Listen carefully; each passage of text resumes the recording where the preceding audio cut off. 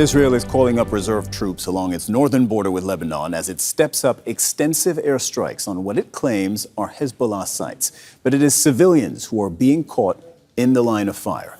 Lebanon's health minister says 51 people were killed, 223 were wounded in Israeli strikes on Wednesday alone. Nearly 600 people, including 50 children, have been killed across the country since Israel began its offensive on Monday. Hundreds of thousands of people have fled from their homes in southern Lebanon to escape Israel's attacks.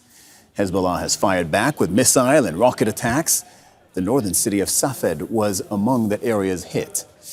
And in the Gaza Strip, at least 20 Palestinians have been killed in Israeli strikes across the Strip on Wednesday. A pregnant woman and her 4 children are among the dead. Talk now to Al Jazeera's Stefanie Dekker. You're in Jordan's capital, Amman, because the Israeli government has banned Al Jazeera from reporting from inside Israel. So, over the last few minutes, we just learned the Israeli army chief has told troops to be ready for possible entry into Lebanon. Possible entry into Lebanon. Tell us everything you know about that.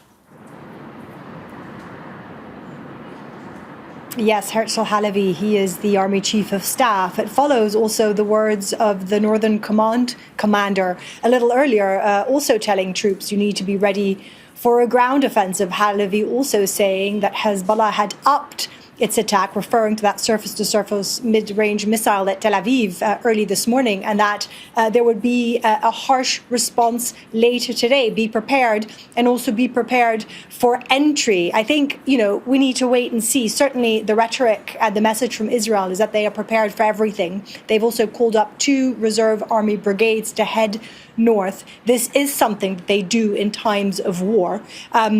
Certainly, if it comes to any potential ground invasion, and that is a big question mark we still need to stress, Hezbollah will have the upper hand. One thing is having superior firepower from the sky, which the Israelis, of course, do. But when it comes to ground entry, it's going to be a very, very different fight, and one that Hezbollah certainly will have a major advantage in.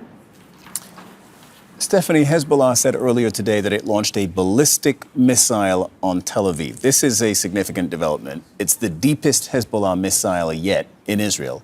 What's Israel saying about that? Yeah, significant, because they targeted the Mossad headquarters, Israel's spy headquarters, really the ones responsible for the pagers and walkie-talkie explosions.